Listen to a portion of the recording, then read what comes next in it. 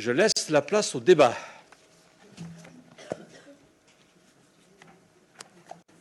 Alors, qui veut prendre la parole ?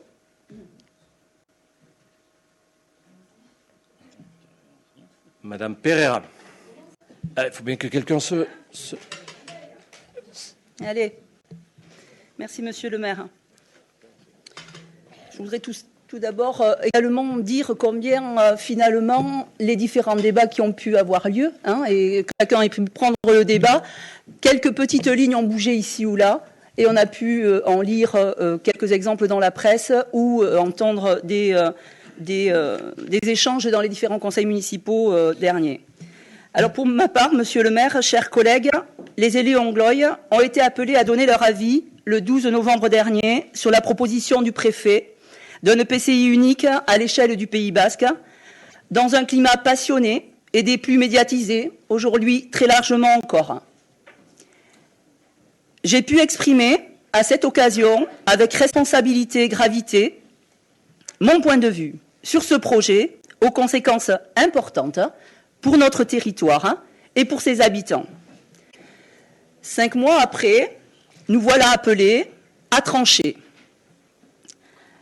Je tiens à dire que malgré le lobbying des partisans de l'EPCI unique, déployé depuis de longs mois, je ne suis toujours pas rassurée. Ni sur la forme, où tout n'aura été décidément que précipitation d'un EPCI à tout prix, mais aussi d'un EPCI unique à quel prix, ni sur le fond, où je n'y perçois toujours pas l'ombre d'un projet cohérent à quelque point de vue que ce soit. Ma position est confortée par un rapport sénatorial d'étape que je viens de découvrir du 23 mars dernier. De ce rapport, je retiens 4 points essentiels concernant le projet du préfet des Pyrénées-Atlantiques.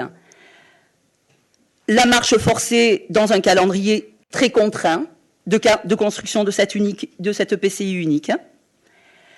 L'objectif quantitatif recherché, celui de réduire drastiquement le nombre des intercommunalités de notre territoire coûte que coûte. Ce rapport dénonce également la lourdeur et la complexité administrative conséquente. Enfin, il s'interroge sur le devenir, et non des moindres, de la démocratie participative dans un si grand EPCI. Avec cet EPCI XXL, basque, pour unique proposition, le préfet aura bel et bien lancé un pavé dans la mare. Ma position initiale à cet égard n'a donc pas changé. Alors, est-ce à dire que je suis favorable au pôle métropolitain assoupli, le PMA ? Bien évidemment, non. Si un jour ce projet était soumis à la discussion, je présenterai les arguments motivant mon opposition.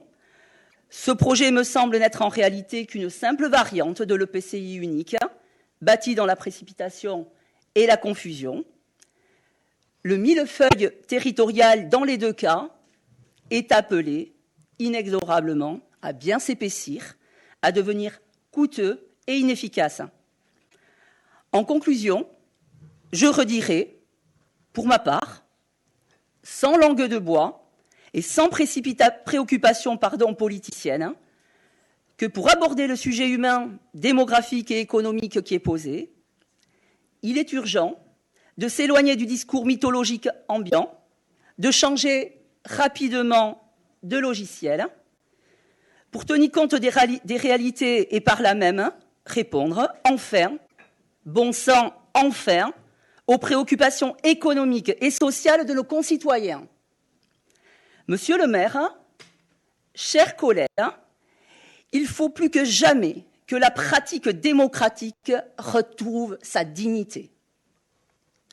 Aussi, élue responsable et respectueuse du mandat des électeurs, je ne voterai pas oui, je ne voterai pas oui mais, je voterai non à l'EPCI unique à l'échelle du Pays basque proposé. Je vous remercie. Merci.